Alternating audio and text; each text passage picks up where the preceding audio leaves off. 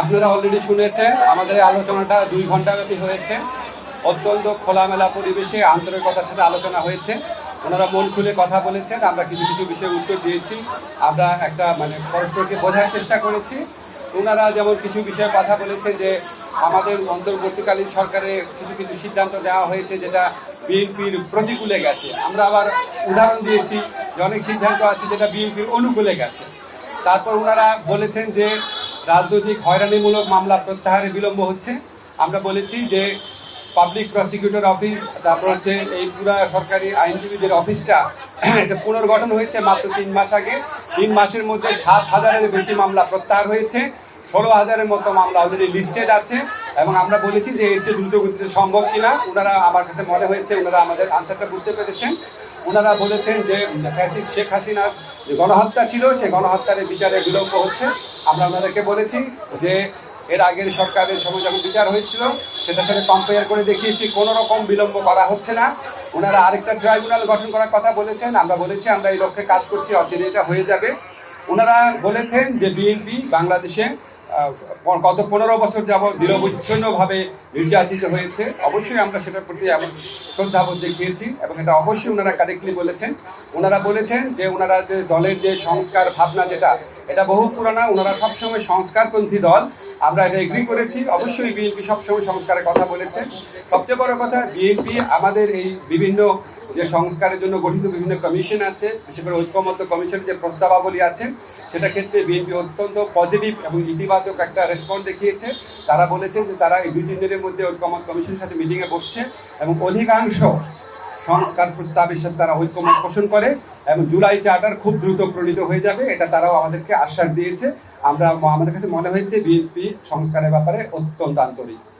একটা ব্যাপার নিয়ে একটুখানি আপনার ভিন্ন মত হতে পারে, সেটা হচ্ছে ওনারা যেটা বলেছেন সত্যি, যে ওনারা বলেছেন যে ডিসেম্বরের মধ্যে ইলেকশন হলে ভালো হয়। এবং আমরা এখানে বলেছি এবং ওনারা বলেছেন যে এরকম আমাদের কথাবার্তার মধ্যে কিছু অস্পষ্টতা থাকে, কেউ কেউ আমাদের সরকারের কোনো কোনো উপদেষ্টা অন্যরকম কথা বলেন।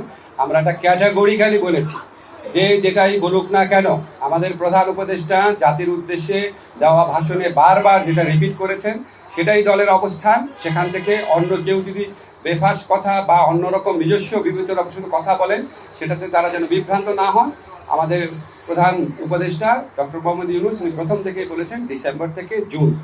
আজকে আলোচনায় আমরা কয়েকটা বিষয় স্পষ্ট করেছি, সেটা আপনাদের বলি। একটা হচ্ছে ডিসেম্বর থেকে জুন মানে যে আমরা ইচ্ছা করে দেরি করে করে মে বা জুন মাসে ইলেকশন করবো, সেটা না। ডিসেম্বর থেকে জুন মানে হচ্ছে ডিসেম্বর থেকে জুনের মধ্যে যত তাড়াতাড়ি সম্ভব। যদি আমরা ডিসেম্বরে সম্ভব হয় ডিসেম্বরে, না হলে জানুয়ারিতে, এভাবে বুঝিয়েছি যে ডিসেম্বর থেকে জুন মানে যে আমরা ইচ্ছা করে একটু একটু বেশি ক্ষমতা ভোগ করার জন্য বা এমনি অকারণে আমরা 1 মাস 2 মাস বেশি ক্ষমতা থাকলাম, মোটেও সেটা না। ডিসেম্বরের থেকে জুনের মধ্যে যত তাড়াতাড়ি সম্ভব। এখন ওনারা একটু জানতে চেয়েছে যে সংস্কার যদি হয়ে যায় এত দেরি করার মানে কি আছে। আমরা ব্যাখ্যা করে বুঝিয়েছি জুলাই চার্টার প্রণীত হলেও যে প্রয়োজনীয় আইনগত ব্যবস্থা, নীতিগত ব্যবস্থা সেগুলি গ্রহণ করতে মাঝে মাঝে সময় লাগে। যেমন একটা এক্সাম্পল দিয়ে বলেছি যে ডিজিটাল সুরক্ষা আইন, এটা আমরা 23 বার ড্রাফট করেছি বিভিন্ন অংশীজনের মতামত নেওয়ার জন্য এবং বেশ কয়েক মাস সময় লেগেছে। সেজন্য আমরা বলছি আমরা তো পিন পয়েন্ট করতে পারবো না। জুলাই চার্টার পরিণত হওয়ার পর কোন আইনটা কতদিনে হয়ে যাবে, কারণ আমরা তো অংশীজনের সাথে কথা বলবো, ব্রড কনসালটেশনের ভিত্তিতে করবো। আরেকটা বিষয় আমরা বলেছি যে আমাদের তো একটা জনগণের তো একটা আকাঙ্ক্ষা আছে যেন আমরা বিচার করে যাই।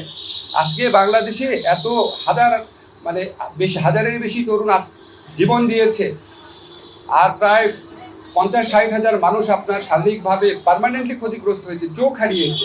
তাদের যে বিচারের যে দাবি, এটা তো এই গণ অভ্যুত্থানের অন্যতম প্রধান আকাঙ্ক্ষা আছে। তা আমরা যদি কোনো বিচার না করে যাই, কোনো বিচার না করে আমরা যদি ইলেকশন দিই, আমরা মানুষের কাছে এবং নিজের কাছে জবাব দেবো কীভাবে? ফলে শুধু ইলেকশনটা সংস্কার, নির্বাচন, ইলেকশনের ব্যাপারটা সংস্কার, বিচার এবং আমাদের সরকারের গৃহীত কিছু পদক্ষেপের উপর নির্ভর করে। এই জন্যই ডিসেম্বর থেকে জুন টাইমলাইনটা বলা হয়। কিন্তু আমরা ক্যাটাগরিক্যালি বলেছি এটা কোনোভাবেই জুনের বেশি যাবে না, যে যে কথাই বলুক না কেন। এটা প্রধান উপদেষ্টার অঙ্গীকার পুরা জাতির প্রতি, রিপিটেডলি উনি বলেছেন কোনো অবস্থাতেই জুন অতিক্রম করা হবে না, নাম্বার 1। নাম্বার 2 হচ্ছে ডিসেম্বর থেকে জুন মানে হচ্ছে ডিসেম্বর থেকেই জুন, বাট এর মধ্যে যত তাড়াতাড়ি সম্ভব, অযথা কালক্ষেপণের বিন্দু মাত্র চেষ্টা আমাদের মধ্যে থাকবে না। নাম্বার 3 হচ্ছে যতটা সম্ভব সংস্কার আমরা করে যেতে চাই। আমার এটা নিয়ে তো রোড ম্যাপটা ঘোষণা করতে কতদিন টাইম লাগতে পারে এটা তো নিয়ে আলোচনা হয়নি, এটা আমাদের প্রধান উপদেষ্টা সিদ্ধান্ত নেবেন। তবে আপনারা একটা জিনিস জানেন যে নির্বাচনের মানে এমনি আপনি যদি শিডিউল বা আগের নির্বাচনের যদি প্যাটার্ন দেখেন, তাহলে আপনার শিডিউল ঘোষণা করার পর মোটামুটি 60 ডেজ দিলেই হয়। সেই হিসাবে যখন আমরা নির্বাচন করবো তার অন্তত 2 মাস আগে আমাদেরকে রোড ম্যাপটা ঘোষণা করতে হবে। ট্রাইব্যুনালের সংখ্যা ওনারা বাড়াতে বলেছেন। ট্রাইব্যুনাল বাড়ানোর প্রক্রিয়া আমরা কমপক্ষে 1 মাস আগে থেকে শুরু করেছি। আমাদের তো উপযুক্ত বিচারপতি নিয়োগ করতে হবে, আমাদের লজিস্টিক্স ঠিক করতে হবে, আমাদের এটা খুব দ্রুত হয়ে যাবে, 1 থেকে 2 সপ্তাহের মধ্যে হয়ে যাবে। আপনাদের একটা সুসংবাদ দেই, বিএনপি খুব দ্রুত বলেছে তারা আগামী 2-3 দিনের মধ্যে ঐক্যমত কমিশনের সাথে বসছে। তারা আমাদেরকে বলেছে, এটা আপনার পজিটিভ দিকটাও হাইলাইট করেন, তারা আমাদেরকে বলেছে তারা অধিকাংশ সংস্কার প্রস্তাবের সাথে ঐক্যমত পোষণ করে, বিকজ সংস্কার করার দীর্ঘ ঐতিহ্য বিএনপি রয়েছে এবং আমরা স্বীকার করি, আমরা এটা রেসপেক্ট করি। এবং এটাও বলেছে বিএনপি যে জুলাই চার্টার যেটা এটা খুব দ্রুত হয়ে যাবে।